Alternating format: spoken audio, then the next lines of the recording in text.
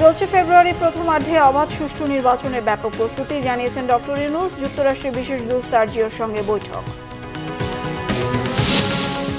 New ইয়র্কে NCP নেতা আক্তারের গায়ে ডিম নিক্ষেপ, যুবলীগ কর্মী মিজান আটক। সরকারের ব্যর্থতাকে দায়ী করে নিউ ইয়র্ক কনসুলেট জেনারেলের পদত্যাগ দাবি নাহিদের। নির্বাচন সামনে রেখে 40,000 বডি ক্যামেরা কেনার সিদ্ধান্ত সরকারের। সংসদ নির্বাচনে প্রার্থী হিসেবে কাউকে সবুজ সংকেত দেয়নি বিএনপি, জানিয়েছেন রিজভী। রাকসুর পর এবার প্রার্থী ও শিক্ষার্থীদের দাবির মুখে পেছালো চাকসু নির্বাচন। নতুন তারিখ 15 অক্টোবর। রাজশাহী বিশ্ববিদ্যালয়ের শিক্ষক কর্মকর্তা কর্মচারীদের কমপ্লিট শাটডাউন অব্যাহত।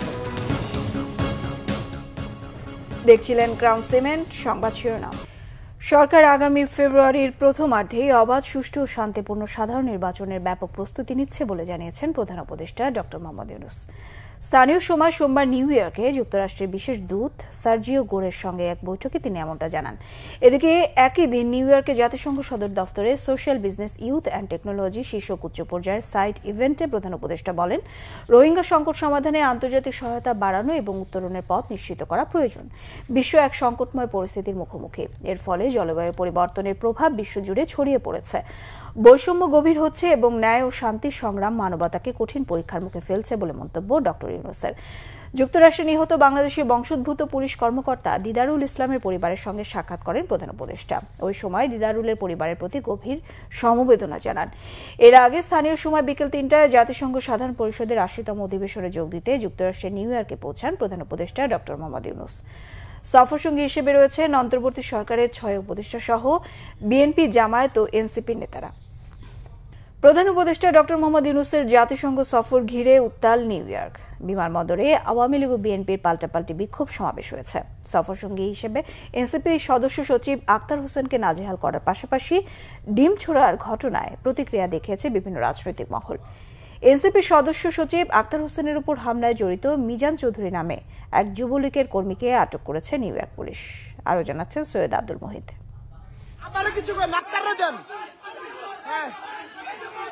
সোমবার নিউ ইয়র্কের জন এফ কেনেডি বিমানবন্দর থেকে বের হওয়ার সময় আওয়ামী লীগ নেতাকর্মীদের তোপের মুখে পড়েন এনসিপির সদস্য সচিব আক্তার হোসেন। এ সময় জয় বাংলা স্লোগান দিয়ে তার উপর ডিম ছোড়া হয়। পরে তার গাড়ির সামনে শুয়ে বিভিন্ন স্লোগান দেয় তারা। প্রধান উপদেষ্টার সফর ঘিরে আগে থেকে বিমানবন্দরে অবস্থান করে আওয়ামী লীগের নেতাকর্মী সমর্থকরা। সফরসঙ্গী হিসেবে বিএনপি মহাসচিব মির্জা ফখরুল ইসলাম আলমগীর থাকায় দলটির নেতাকর্মীরাও পাল্টা অবস্থান নিয়ে বিভিন্ন স্লোগান দেয়।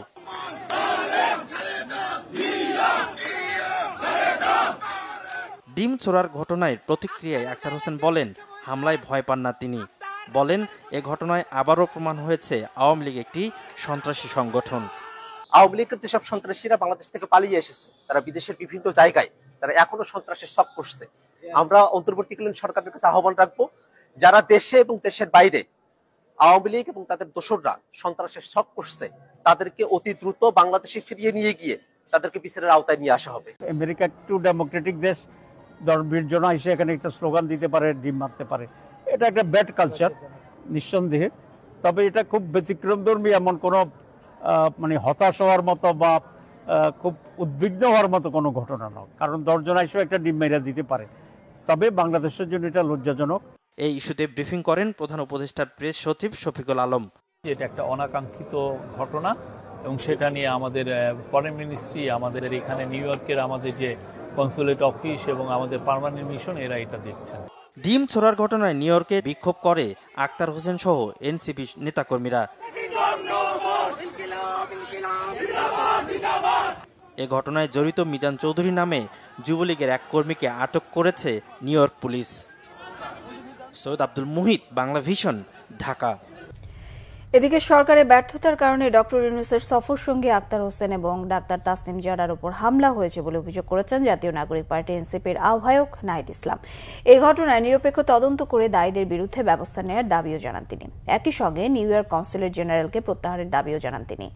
আওয়ামী লীগকে রাজনীতিতে পুনর্বাসন করে বিএনপিকে সরে আসার আহ্বান পুনর্বাসন থেকে বিএনপিকে সরে আসার আহ্বান জানান। এনসিপির এই শীর্ষ নেতা আরও বলেন, যারাই আওয়ামী লীগের রাজনীতি পুনর্বাসনের চেষ্টা করবে তাদেরকে মোকাবেলা করা হবে। ফ্যাসিবাদ ও মুজিববাদকে আর কখনোই রাজনীতিতে ফিরতে দেওয়া হবে না বলেও সাফ জানিয়ে দেন নাহিদ ইসলাম। বিএনপির নেতৃত্বে গণ অভ্যুত্থান হয়নি উল্লেখ করে নাহিদ ইসলাম বলেন, তারা বহুবার চেষ্টা করেছে কিন্তু মানুষ তাদের ডাকে নামেনি। তাদেরকে অভ্যুত্থানের পার্ট মনে করে এনসিপি। গণ অধিকার পরিষদের সাথে এনসিপির একীভূত হওয়া প্রসঙ্গে নাহিদ ইসলাম জানান, এটি নিয়ে কাজ চলছে, কোনো সিদ্ধান্ত হলে গণমাধ্যমে জানানোর কথাও বলেন জুলাই আন্দোলনের এই সমন্বয়ক। নির্বাচনকে সামনে রেখে আইনশৃঙ্খলা রক্ষাকারী বাহিনীর জন্য ইউএনডিপির মাধ্যমে 40,000 বডি ক্যামেরা কেনার অনুমোদন দেওয়া হয়েছে বলে জানিয়েছেন অর্থ উপদেষ্টা ডক্টর সালেউদ্দিন আহমেদ। দুপুরে সচিবালয়ে অর্থনৈতিক বিষয়ক ও সরকারি ক্রয় সংক্রান্ত উপদেষ্টা পরিষদ কমিটির সভা শেষে এসব কথা বলেন অর্থ উপদেষ্টা। সালেউদ্দিন আহমেদ জানান, সরকারি অর্থেই ক্যামেরা কেনা হবে, তবে অল্প সময় ও স্বচ্ছতা নিশ্চিত করতে টেন্ডার না করে ইউএনডিপির মাধ্যমে কেনা হচ্ছে। ব্যয় হবে প্রায় 400 কোটি টাকা। ডলারের দাম স্থিতিশীল রাখার জন্যই বাংলাদেশ ব্যাংক বাণিজ্যিক ব্যাংক থেকে ডলার কিনছে। নির্বাচনের জন্য বাজেট কমিশনকে দেওয়া হয়েছে, তাদের জন্য প্রয়োজনীয় বাজেটের কমতি হবে না বলেও জানান অর্থ উপদেষ্টা। সংসদ নির্বাচনে বিএনপির পক্ষ থেকে কাউকেই গ্রিন সিগন্যাল দেওয়া হয়নি। দলীয় প্রার্থী চূড়ান্ত হবে পার্লামেন্টারি মনোনয়ন বোর্ডে, জানিয়েছেন বিএনপির সিনিয়র যুগ্ম মহাসচিব রুহুল কবির এসপি। নয়াপল্টনে দলটির কেন্দ্রীয় কার্যালয়ে সংবাদ সম্মেলনে তিনি এসব কথা জানান। বিভিন্ন গণমাধ্যমে প্রকাশিত সংবাদের বিষয়ে তিনি বলেন, বিএনপির মনোনয়ন দেওয়া হয় নিজস্ব গঠনতান্ত্রিক উপায়ে, কোনো সবুজ সংকেতের মাধ্যমে নয়। জাতীয় সংসদ নির্বাচন সহ যে কোনো নির্বাচনে দলের প্রার্থী মনোনয়নের দায়িত্ব পার্লামেন্টারি মনোনয়ন বোর্ডের। এ ব্যাপারে বোর্ডের সিদ্ধান্তই চূড়ান্ত। বিএনপির স্থায়ী কমিটি পার্লামেন্টারি বোর্ড সভাপতিত্ব করেন দলটির চেয়ারম্যান। বিএনপির কেন্দ্র থেকে ঘোষণা ছাড়া পত্রপত্রিকায় প্রকাশিত কোনো মন গড়া সংবাদে বিভ্রান্ত না হতে নেতাকর্মীদের প্রতি আহ্বান জানান রুহুল কবির এসপি। তিনি বলেন, সবুজ সংকেত নয়, দলের ভারপ্রাপ্ত চেয়ারম্যান তারেক রহমান প্রতিটি এলাকায় ঐক্যবদ্ধভাবে কাজ করার নির্দেশনা দিচ্ছেন। চট্টগ্রাম বিশ্ববিদ্যালয়ের কেন্দ্রীয় ছাত্র সংসদ, চাকসু ও হল সংসদ নির্বাচন 3 দিন পিছিয়েছে। ভোট হবে আগামী 15 অক্টোবর। বিকেলে বিষয়টি নিশ্চিত করেছেন চাকসু নির্বাচনের সদস্য সচিব অধ্যাপক ডক্টর AKM আরিফুল হক সিদ্দিকী। তিনি জানান, 12 অক্টোবর নির্বাচনের তারিখ নির্ধারিত থাকলেও এর আগে পূজার ছুটির কারণে প্রার্থীরা প্রচারণার জন্য মাত্র 5 কার্যদিবস সময় পেতেন। সোমবার প্রার্থী ও শিক্ষার্থীদের সঙ্গে মতবিনিময় সভায় এ বিষয়ে শিক্ষার্থীরা উদ্বেগ প্রকাশ করেন। বিষয়টি গুরুত্বের সাথে বিবেচনা করে পরে মঙ্গলবার সকালে নির্বাচন কমিশনের সভায় 15 অক্টোবর নির্বাচন হবে বলে সিদ্ধান্ত নেওয়া হয়। 24 সেপ্টেম্বর প্রার্থীদের প্রাথমিক তালিকা প্রকাশ করবে নির্বাচন কমিশন, আর 25 সেপ্টেম্বর প্রকাশ করবে চূড়ান্ত তালিকা। এদিকে রাজশাহী বিশ্ববিদ্যালয়ের উপাচার্য সহ শিক্ষকদের লাঞ্ছনার ঘটনায় তৃতীয় দিনের মতো কমপ্লিট শাটডাউন কর্মসূচি পালন করছেন শিক্ষক কর্মকর্তা কর্মচারীরা। এতে স্থবির হয়ে পড়ে পুরো ক্যাম্পাস। ক্লাস, পরীক্ষা ও প্রশাসনিক কার্যক্রম বন্ধ থাকায় বেশিরভাগ শিক্ষার্থী হল ও মেস ছেড়ে বাড়ি চলে যাওয়ায় পুরো ক্যাম্পাস ফাঁকা হয়ে পড়েছে। শিক্ষক লাঞ্ছনাকারী শিক্ষার্থীদের দৃষ্টান্তমূলক শাস্তির দাবিতে সকাল থেকে শহীদ বুদ্ধিজীবী চত্বরের সামনে অবস্থান নেন শিক্ষক ও কর্মকর্তা কর্মচারীরা। তারা জানান, এ ঘটনায় দোষীদের শাস্তি না হওয়া পর্যন্ত কর্মসূচি চালিয়ে যাবেন তারা। আসন্ন দুর্গাপূজাকে ঘিরে সামাজিক যোগাযোগ মাধ্যমে গুজব ছড়িয়ে বিশৃঙ্খলা তৈরির পায়তারা চলছে বলে মন্তব্য করেছেন র্যাবের মহাপরিচালক AKM শহীদুর রহমান। দুপুরে রংপুর নগরীর তালতলা রোডের কালীমন্দির পরিদর্শন শেষে সাংবাদিকদের তিনি এমনটা জানান। তিনি বলেন, দেশের জনগণ সাম্প্রদায়িকতার ঊর্ধ্বে থেকে দুর্গাপূজা উদযাপন করে আসছে। নিরাপদ ও নির্বিঘ্নে পূজা উদযাপনে মন্দির ভিত্তিক ভলান্টিয়ার, আইনশৃঙ্খলা বাহিনী সহ র্যাব কাজ করছে। এ সময় উপস্থিত ছিলেন র্যাব 13-র অধিনায়ক লেফটেন্যান্ট কর্নেল মঞ্জুর করিম প্রদীপ ও রংপুর মেট্রোপলিটন পুলিশের কমিশনার মজিদ আলী সহ পূজা উদযাপন কমিটির নেতারা। দেবী দুর্গাকে বরণের জোর প্রস্তুতি চলছে দেশের মণ্ডপে মণ্ডপে। রং তুলির আঁচড়ে প্রতিমা তৈরি হচ্ছে। পূজাকে ঘিরে জেলাগুলোতে নেওয়া হয়েছে বাড়তি নিরাপত্তা ব্যবস্থা। নেত্রকোনা থেকে মাহবুবুল কিবরিয়া চৌধুরী, ঠাকুরগাঁওয়ের খোদাবক্স ডাবলু ও রূপগঞ্জের খলিল শিকদারের পাঠানো তথ্যছবিতে ডেস্ক রিপোর্ট। শারদীয় দুর্গোৎসব ঘিরে নেত্রকোনার প্রতিটি পূজা মণ্ডপে রংতুলির আঁচড়ে প্রতিমাকে রাঙিয়ে তোলা হচ্ছে। পাশাপাশি চলছে সাজসজ্জার কাজ। প্রতিমা কারিগরদের অভিযোগ, উপকরণের দাম বাড়ায় তেমন লাভ পাচ্ছে না তারা। এরপরও পৈতৃক পেশা ও মনের আনন্দে এ পেশায় আছেন তারা। আমি এই বছর 14টা মূর্তির কাজ করছি। দ্রুত কাজ চলছে, রাত দিন 24 ঘন্টা। তেমন একটা পোষায় না, তো করতে হয় জাতিগত পেশা। উৎসবমুখর পরিবেশে দুর্গোৎসব উদযাপনের প্রত্যাশা পূজারীদের। প্রশাসন পূজার ব্যাপারে যথেষ্ট সতর্ক এবং তারা আমাদেরকে সার্বিক নিরাপত্তা বিধান করবেন। অন্যবারের চেয়েও আরও আনন্দমূলক উৎসবমুখর পরিবেশে এবার দুর্গা উৎসবটা পালিত হবে। দুর্গোৎসব নির্বিঘ্ন করতে তৎপর প্রশাসন। যে সকল পূজা মণ্ডপগুলো ঝুঁকিপূর্ণ এই ধরনের পূজা মণ্ডপগুলোতে আমরা ফিক্সড ডিপ্লয়মেন্টের প্ল্যান করছি। স্বাভাবিকভাবে সকল পূজা মণ্ডপে আমাদের সাদা পোশাকের পুলিশও থাকবে। যে কোনো ধরনের নাশকতার পরিকল্পনা বা ইন্টেলিজেন্স যেন না থাকে বা না হতে পারে সে বিষয়ে আমরা সতর্ক এবং সজাগ আছি। পূজা ঘনিয়ে আসায় ঠাকুরগাঁয়েও ব্যস্ত কারিগর ও পূজা কমিটির সদস্যরা। ঢাক ঢোল তবলা ঠিক করতে কারিগরদের ভিড় দোকানে দোকানে, ব্যস্ত ডেকোরেটর শ্রমিকরাও। তবে কেউই পারিশ্রমিকে খুশি নন। জিনিসপত্রের দাম বেশি, এভাবে মনে হচ্ছে যে কাজ করা সম্ভব হবে না সামনে বছর। ডেলি দিন যদি কাজ হয় পার ডেলি তাহলে পোষায়, কিন্তু পার ডেলি তো কাজ হয় না, আমাদের এগুলো সিজনারি কাজ। মায়ের কাছে আমরা পূজার টাইম পর্যন্ত আমাদের এখানে কোনো আমাদের ভয় নাই, কাউকে আমরা ভয় করি না, ডর করি না। এক কথা শেষ, আমরা 5 দিনের পূজা করব, প্রথম থেকে আরম্ভ করিয়া সমাপ্তি পর্যন্ত আমরা কাউকে ভয় করি না। 4 স্তরের নিরাপত্তার সাথে প্রতিটি মন্দিরে বসানো হয়েছে সিসিটিভি ক্যামেরাও। এখানে পুলিশ মূলত মোবাইল ডিউটি পালন করে থাকবে। স্ট্যাটিস্টিক ডিউটি যেটি আছে সেই ডিউটিটি পালন করবে আনসার সদস্যরা এবং যারা স্বেচ্ছাসেবক আছেন তারা। আর সাদা পোশাকেও আমাদের পুলিশ সদস্যরা দায়িত্ব পালন করে থাকবেন। নারায়ণগঞ্জের রূপগঞ্জেও চলছে দুর্গোৎসবের শেষ পর্যায়ের প্রস্তুতি। এবছর 44টি মণ্ডপে পূজা হবে। কয়েকটি পূজা মণ্ডপকে কেন্দ্র করে একটি টহল টিম থাকবে। আমরা পাশাপাশি পর্যাপ্ত যে নিরাপত্তা ব্যবস্থা আমরা ব্যবস্থা করেছি। নির্ভয়ে আপনারা আপনাদের দুর্গা পূজা উৎসব পালন করুন। 2 অক্টোবর বিজয়া দশমীতে প্রতিমা বিসর্জনের মধ্য দিয়ে শেষ হবে সনাতন ধর্মাবলম্বীদের বড় এই উৎসব। শর্মিলা কেয়া, বাংলাভিশন নিউজ ডেস্ক। গাজীপুরে আগুনের ঘটনায় আহত ফায়ার সার্ভিস কর্মীদের সর্বোচ্চ চিকিৎসা দেওয়া হচ্ছে। তাদের চিকিৎসা আরও কোনো সহযোগিতা লাগলে সরকার তা দেবে বলে জানিয়েছেন স্বরাষ্ট্র উপদেষ্টা মোহাম্মদ জাহাঙ্গীর আলম চৌধুরী। মঙ্গলবার সকালে টঙ্গী কেমিক্যাল কারখানায় দগ্ধ ও আহতদের দেখতে জাতীয় বার্ন ইনস্টিটিউট পরিদর্শনে গিয়ে এমনটি জানান স্বরাষ্ট্র উপদেষ্টা। আহতদের চিকিৎসায় কোনো অবহেলা হবে না বলে জানান তিনি। গতকাল দুপুর 3টার সময় টঙ্গীতে কেমিক্যালের গোডাউনে আগুন লাগে, সেখানে ফায়ার সার্ভিসের 4 জন গুরুতর আহত হন।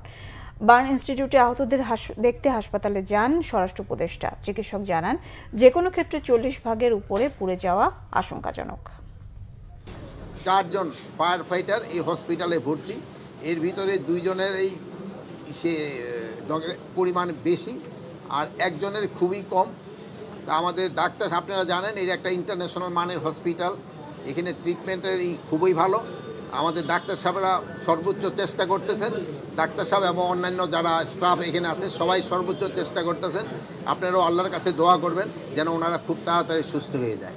আর আমাদের এখানে থেকে যত ধরনের সাপোর্ট এবং সহযোগিতা এই হসপিটালকে দেওয়া দরকার হবে আমাদের তরফ থেকে এটা দেওয়া হবে, ফায়ার ব্রিগেড এবং আমাদের স্বরাষ্ট্র মন্ত্রণালয় থেকে এবং সরকারের তরফ থেকে। 3টা পেশেন্ট আসার সাথে সাথে 3টা পেশেন্ট আমাদের ক্রিটিক্যাল কন্ডিশন আছে আর একটা পেশেন্ট ইন্টারমিডিয়েট।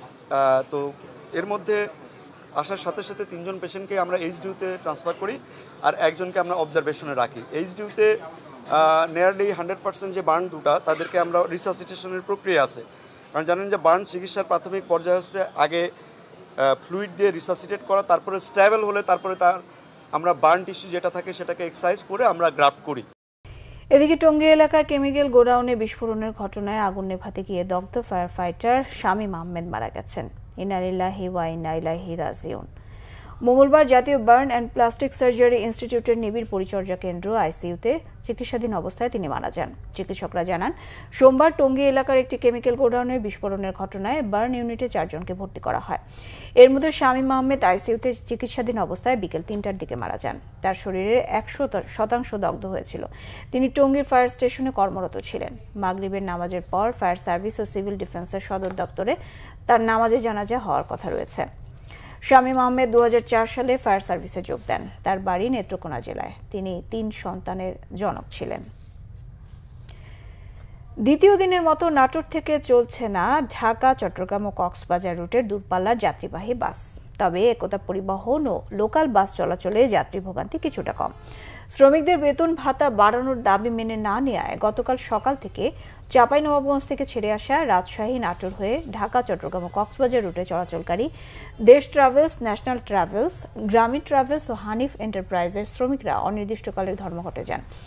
দাবি আদায় না হওয়া পর্যন্ত কাজে ফিরবেন না বলে জানান চালকরা। তারা জানান, চাঁপাইনবাবগঞ্জ থেকে ঢাকায় যাতায়াতে একজন বাস চালককে 1350, সুপারভাইজারকে 570 এবং হেল্পারকে 530 টাকা দেয় বাস মালিকরা।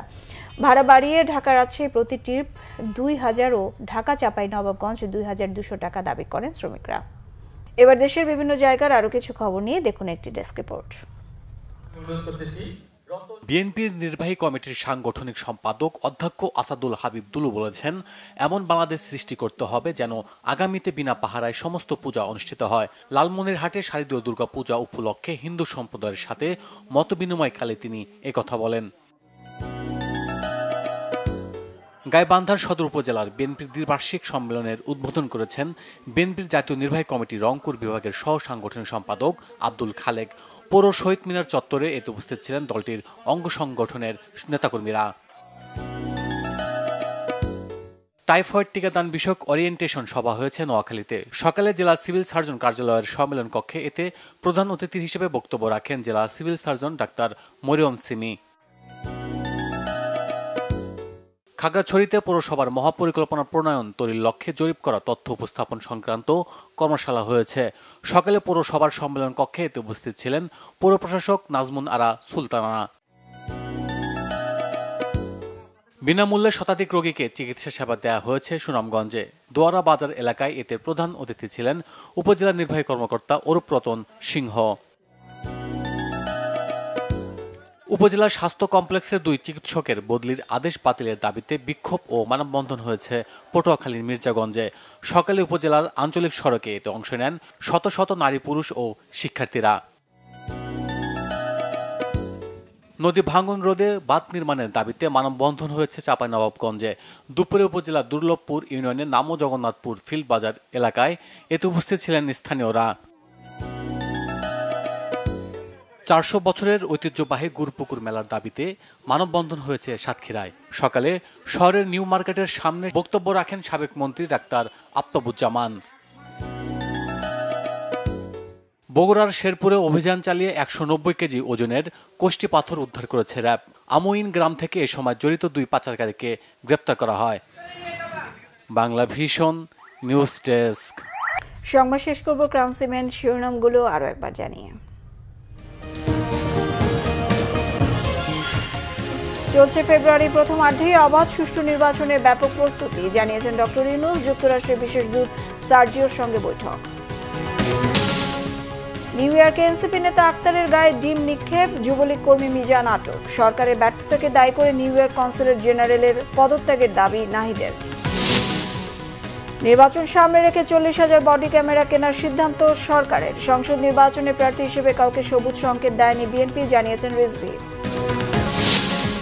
রাকসুর পর এবার প্রার্থী ও শিক্ষার্থীদের দাবির মুখে পেছালো চাকসু নির্বাচনও, নতুন তারিখ 15 অক্টোবর।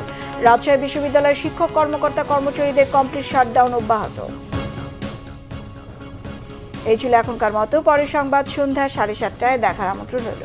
এছাড়া বাংলা ভিশন সংবাদ ও সংবাদ সংশ্লিষ্ট অনুষ্ঠান দেখতে ভিজিট করুন www.bbnews24.com ও facebook.com/banglavisionnews। সাবস্ক্রাইব করুন youtube.com/banglavisionnews। সঙ্গে থাকায় ধন্যবাদ সবাইকে।